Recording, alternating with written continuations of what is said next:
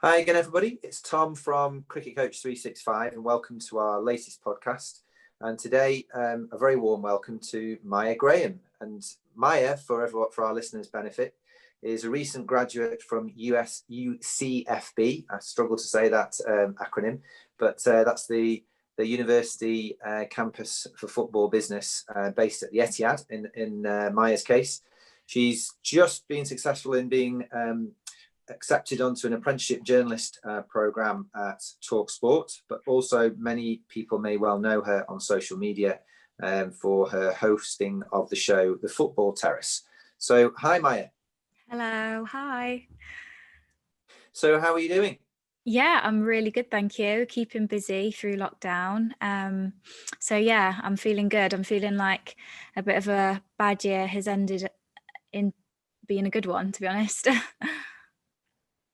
Well, I think that's a lovely message of positivity to start us off with, because it has been a challenging year for many people, but you certainly have managed to accomplish many positive things, and I'm sure our listeners will really enjoy listening to those as we chat going forward. But maybe to begin with, it would be remiss of me not to start with the way which we normally start, by asking you to take us back to your sort of earliest memory of getting involved in your sort of favourite sport, which is that of football.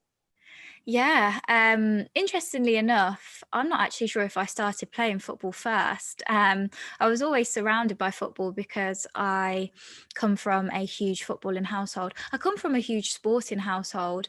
I think, I don't know if you remember having that kid in your PE class who was just good at everything, every sport, whether it was hockey, cricket, netball, whatever. That was definitely me. That was definitely my older brother, and probably my mum and dad when they were in school too. We're just also sporty. So yeah, I think it was in the stars that I would like sport. Football is definitely the main sport in my household. My dad, a really, really talented football player in his day, so I hear, and a huge football fan. My mum even played a little bit of football, again, another huge football fan. And my older brother, there's only 3 years between us, so we are super close. And he is a footballer, not just a football fan, he is a footballer. So yeah, I grew up sort of surrounded by football. I was dragged to my brother's football training like 3-4 nights a week after school. It was straight away being picked up and then to Aston Villa. That's where he did his academy, and that was for about 12 or 13 years he was there for. So yeah, I think if I didn't like football, then I'd probably be the family disappointment.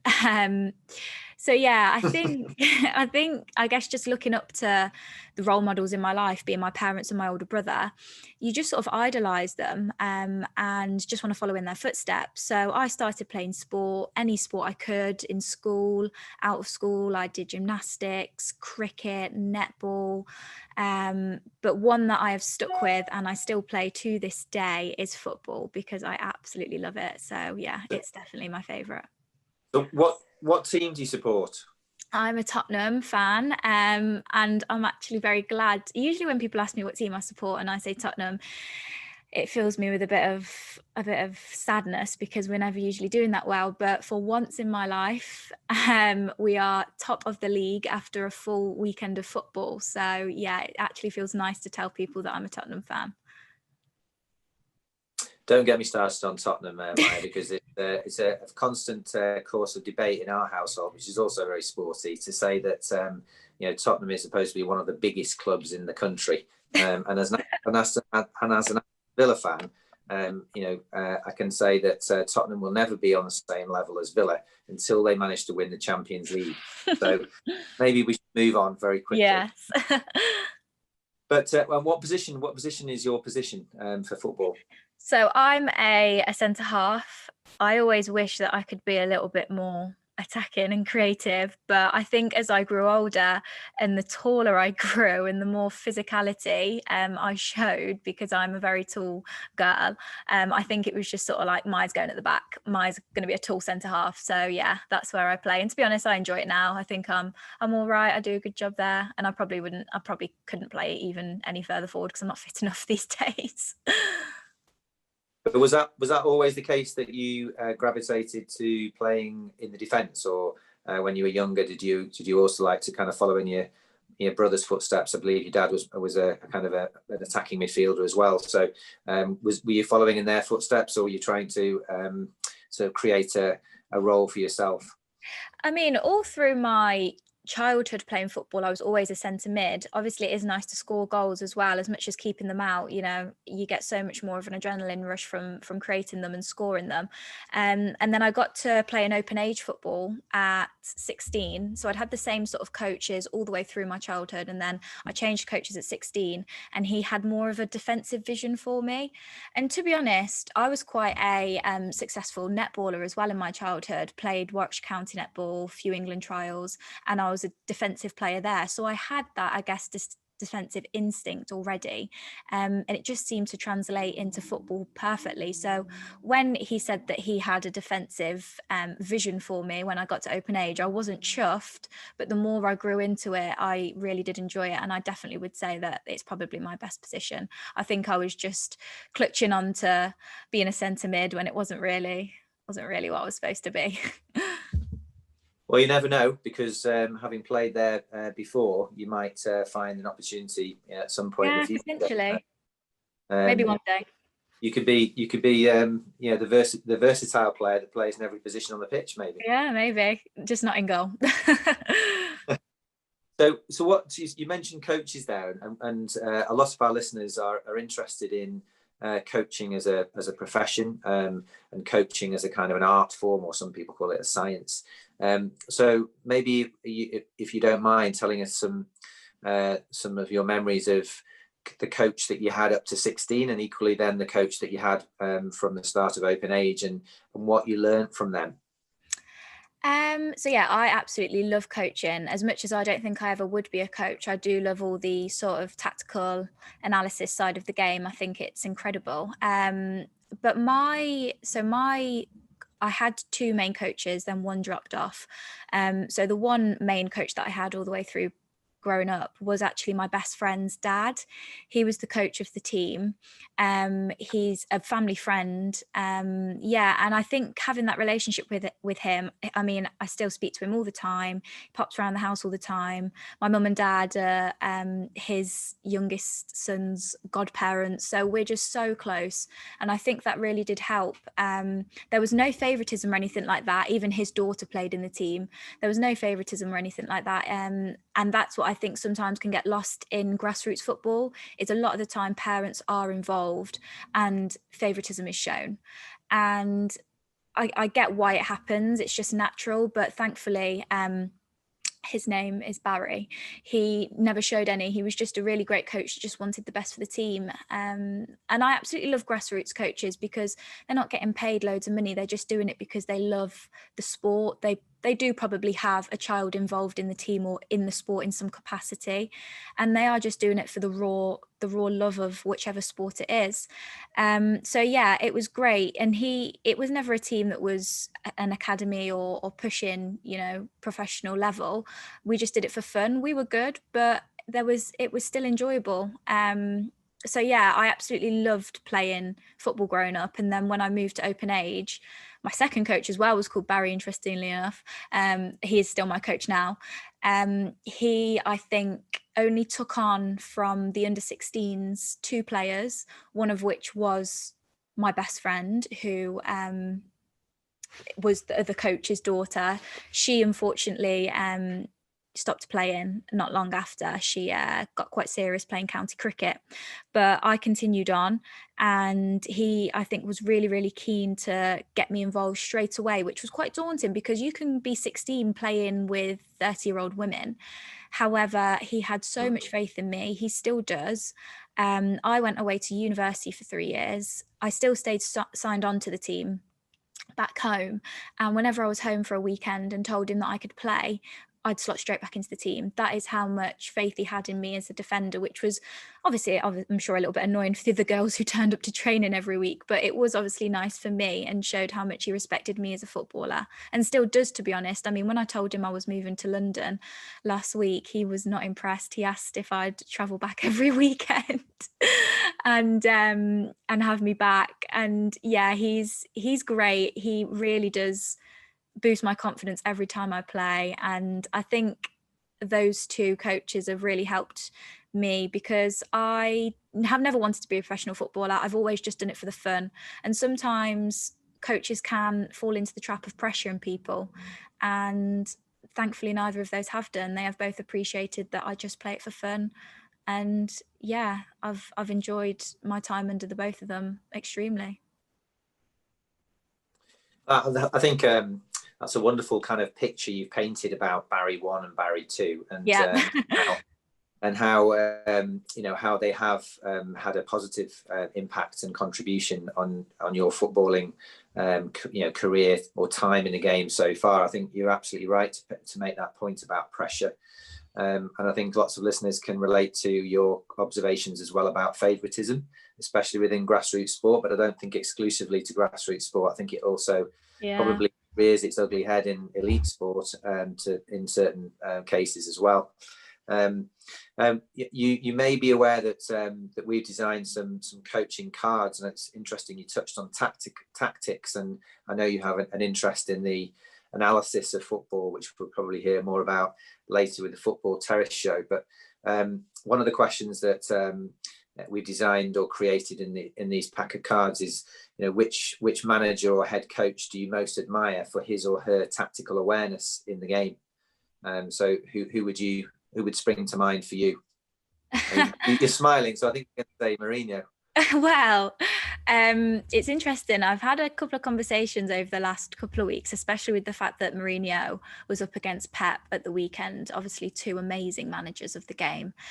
And for me, I've continued to say this, and I'm sure I will continue to say this for a very, very long time, is that tactically, man management wise, I believe that Mourinho is a class above Pep. However, footballing style, I believe that Pep is a class above Mourinho. I think that Pep is an amazing footballing coach, and I love his style. He has teams playing beautiful football. Like, I could watch his football for hours.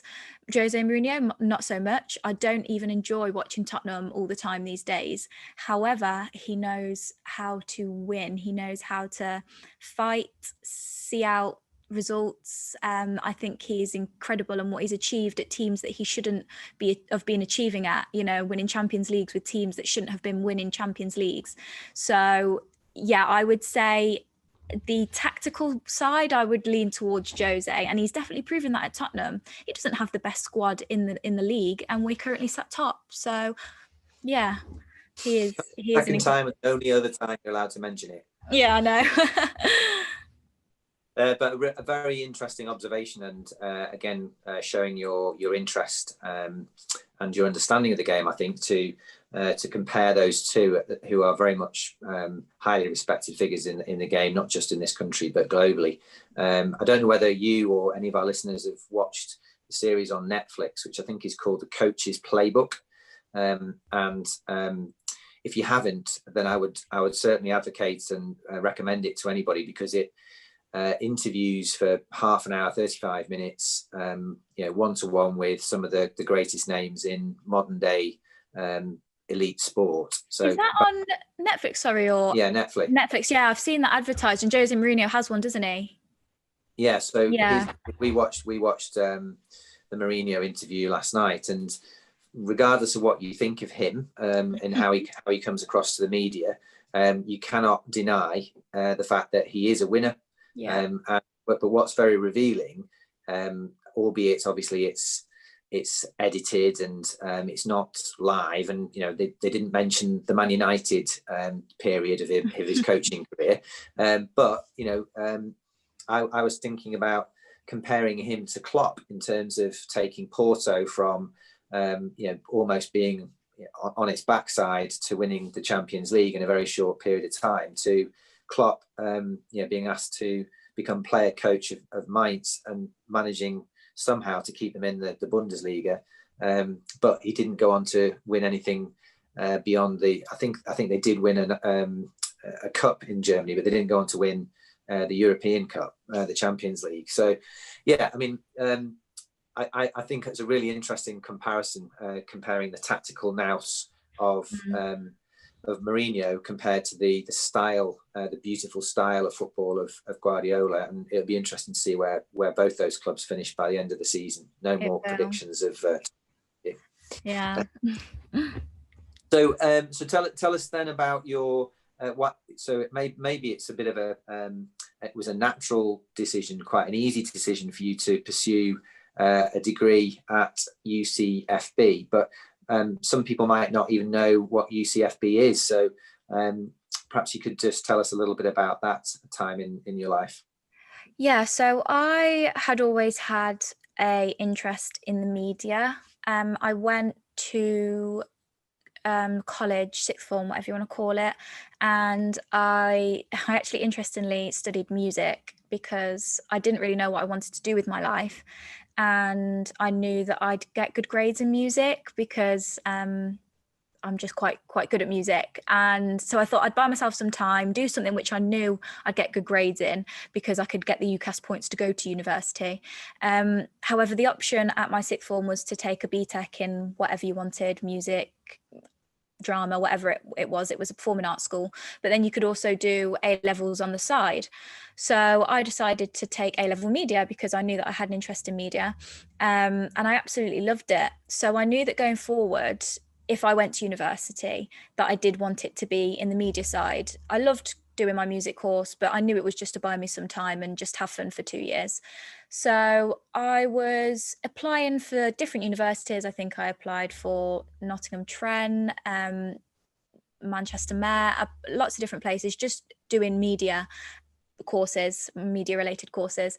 And then a girl that I know who plays football in Coventry, where I'm from, she had posted a Facebook status saying that she had just been accepted to UCFB to study football, something, so I don't know what she studied, at the Wembley campus. And I thought, okay, what's this? So I gave her a message and I said, could you just explain what it's about? And she sent me the link and I hadn't even heard of it. And I had a little research and I saw that there were two courses that struck my eye, and that was multimedia sports journalism and football business media. So I thought I'll go to the open day, sort of find out what the difference in the two was and see if I like the look of it. I definitely knew I wanted to go to Manchester, to the Etihad campus, as opposed to the Wembley campus, because I don't think I was mentally ready for a move to London. I know people say it's possibly the best city in the world, but I just think at 18, moving out of home was going to be such a shock anyway. To move to such a intense environment like London, I just wasn't there. So went to Manchester and had the open day, realized that the multimedia sports journalism course was a bit more journalism driven, to be honest. A lot more academic writing, match reporting, stuff like that. And the football business media side was to do with journalism and media, but it also offered an insight into the business side of football. So things like international business, marketing, league structure, things like that, which you didn't get on the journalism course. And I thought if I did the business media one, I'd get the media, but I'd also have options if I wanted to go into the business side. So I went with that course. I moved up to Manchester. I absolutely loved my 3 years there. I didn't walk out with the best grade. I didn't. And in all honesty, I did struggle a little bit academically. I'm someone who struggles to articulate myself on paper. So any written assignments, I was, scraping a pass. Whereas it's so weird, if you look at my grades all laid out on my certificate that I got through, you'll see one module I get 70 in, and that's a production sort of creative based module, and then the next module underneath it could have been an essay, which I got 42 in. So you could see where my strengths and my weaknesses were, and unluckily for me, it was the fact that a lot of the modules were those written kind of ones, and that's why I didn't walk out with the best grade I possibly could have done. But it hasn't defined my future. I'm now in a really, really great position, now moving to London, doing what I'm doing at TalkSport. So I knew that it wouldn't define me, and I knew that also just the 3 years in general would be great experience. I met amazing people, friends for life. I managed to play and captain the ladies' first football team there, which was a great experience. I did some great guest speakers. I went to some great conferences. It was just a really, really great 3 years. And I would definitely recommend it to anyone that wants to get involved in sport in any capacity, because they have coaching courses, physical education courses, they have everything. So yeah, I loved it. And it is the core thing that combines the different campuses, all connected to the business of football. Yes, and well, I can't speak on behalf of some of the other courses. You do get more choice at Wembley. I think they do things such as broadcast and law, which you don't get at the Etihad, but they do still have all the business courses, just like the Etihad do. I'm not too sure about how much of the business side that the coaching courses go into. So you've got one course, I believe it's called Football Business and Management, and then you've got one that's Football Coaching and Management. So I believe that one of those is more heavily to do with the businessy side. Maybe if you want to go into being an exec or something like that, and then you've got more of a coaching one, which is suited for people who want to go and be coaches and managers. So yeah, but it's football specifically, isn't it? It's not sport in general.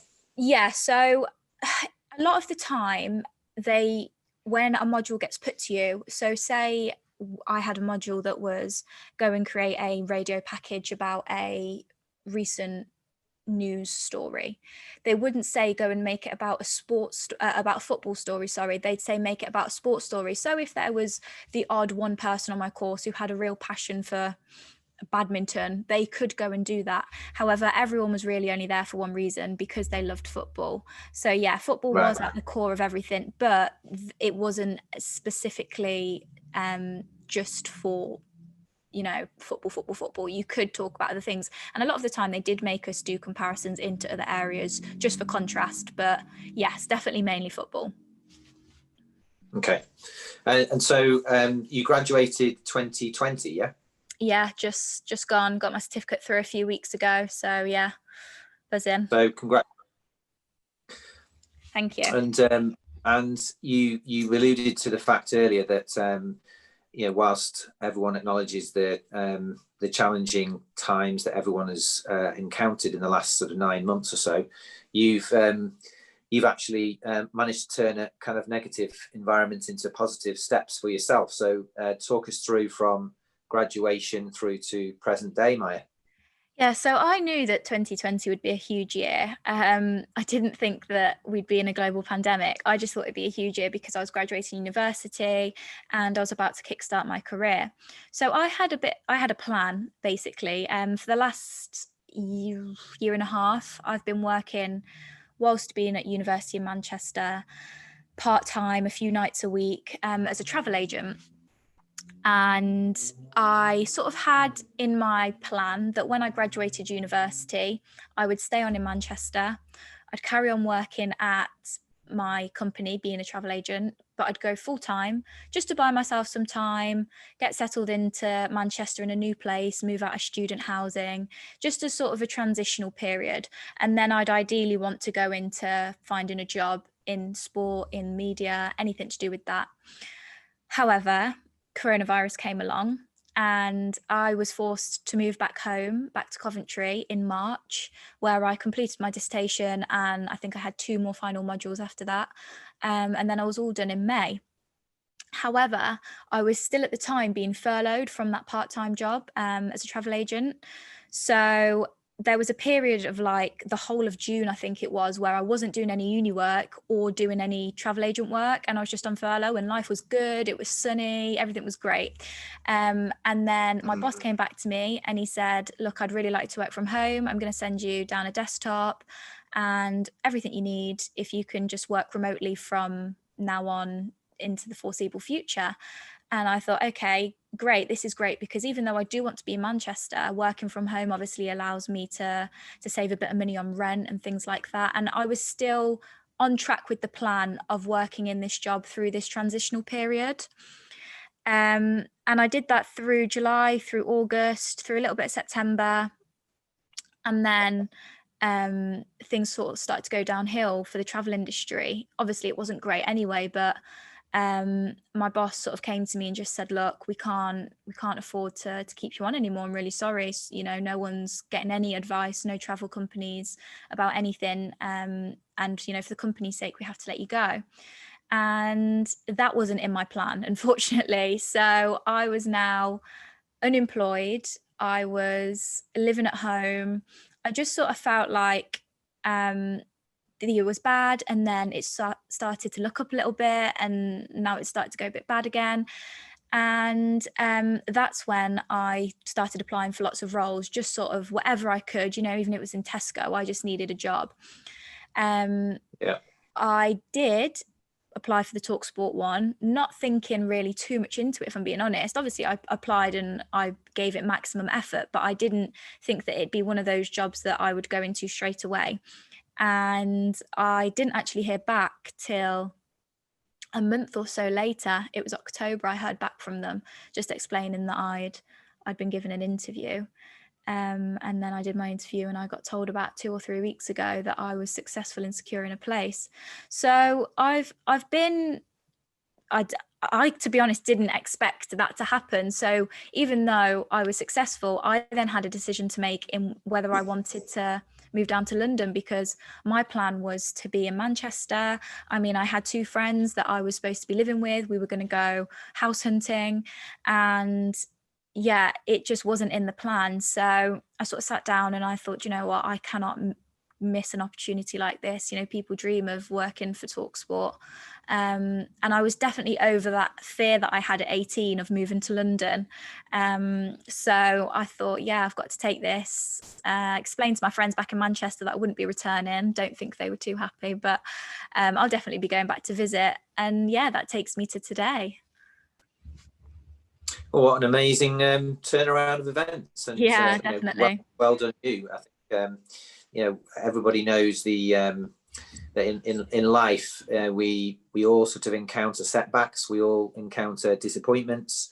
And it's how you kind of deal with those and learn from those that kind of makes us, you know, better, stronger individuals. And you know, clearly no one predicted that the pandemic would have as much of an impact, but equally you've managed to still not only graduate but also then find yourself being a successful applicant onto the apprenticeship at TalkSport for journalism. So amazing. Feeling very grateful. And just before we conclude, just tell us a little bit about your involvement then as a show host for the Football Terrace. Yeah, so again, I guess something this is really only that I've dipped my toe into the water during lockdown. I was a bit naive to the world of YouTubing and podcasts, and don't get me wrong, I've always watched YouTube and listened to the podcasts that I enjoy listening to, but I'd never ever thought to get involved in them. And then I got asked to do a few appearances on a all-female podcast. It's called Gold Diggers. Everyone should go check it out. It's amazing, and they have female football fans on, just talking about football basically. And I did a couple of appearances on that, and then subsequently from that I had a few other people asking me to come on their channels and their podcasts. And through lockdown, I think more people were just doing it anyway because that's all they could do. And I guess it was just a bit like a snowball effect. And then back in September, I had a guy called Terry. He is the owner of the channel, the Football Terrace. He asked me to come on to do a couple of, I think Tottenham were playing a big team that week, so do a show preview. And he literally straight away after I came on, because I'd never met him before, he said like, oh my God, you're amazing. I've been looking for somebody to host a show that I want to start on the channel, doing anything to do with football, but I just want it to be females. You know, I really want to push this landscape of women in football. I'd never done hosting before. I'd only ever gone on people's podcasts and YouTube as a guest, but I thought, you know what, this is something that I definitely would love to get involved in. So we have now been doing that show on YouTube for About 6 or 7 weeks now. I've absolutely loved it. I have lots of different girls come on. I have some core panelists that join me every week, and then I try to get 1 or 2 different guests on weekly. Sometimes we have men. I don't keep it only at women. Sometimes the guests are male, but I have the core panel as women because I want to send that message out. But yeah, the channel has, I think it's touching like 175k subscribers on YouTube, and each video gets at least like 10-15k. So I guess I was really lucky. I mean, not lucky. I think everyone makes and creates their own luck. If I hadn't have been doing all that work before, then I definitely wouldn't have got the opportunity to do it. But I still do feel lucky in a way that he had faith in me to host a show on his channel. And since then, I've just been honestly overwhelmed with people asking me to come on and talk on their podcasts and their channels. And it's just really amazing to think that people do enjoy hearing me talk about football, because honestly for me, I just feel like it's a hobby. It's just something that I enjoy doing. Just talking about football, I could do it all day. So yeah, it's nice to hear that other people actually do enjoy listening to me waffle on as well. I certainly don't think you waffle. I think you're very articulate. You're very passionate about Thank you. your interest in the game. I think also you come across as someone who's very driven about, and ambitious, but equally modest, and have that sense of humility, which I think is a wonderful combination. So I'm sure everyone will join me in wishing you all the very best in your next adventure down in London with TalkSport, but also continued success with hosting the show, which sounds like something we should all be listening to, the Football Terrace. So yeah, Fridays at 7. We just chat about football, anything and everything. So yeah, I just love the way that football is going in women being involved in such a large capacity. Turning on the TV and seeing Alex Scott being a regular pundit is just incredible to see. Like, you wouldn't have seen that 10 years ago.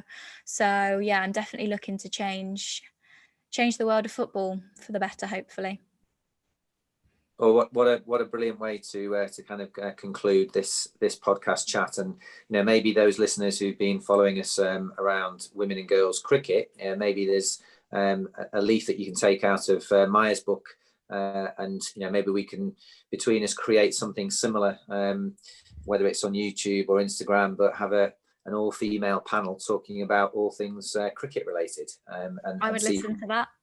Maybe we can spread the word. So thank you very much indeed, Mya, and that concludes our latest podcast. Everybody, you can listen to our next one and we'll be releasing them every Friday at 6 p.m, so just before the Football Terrace on Fridays.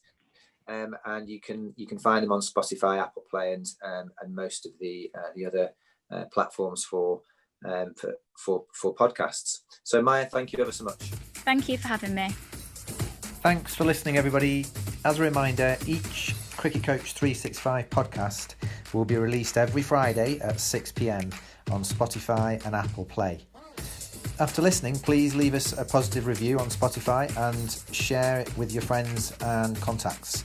You can also follow us on Instagram at cricket_coach365. Have a great day.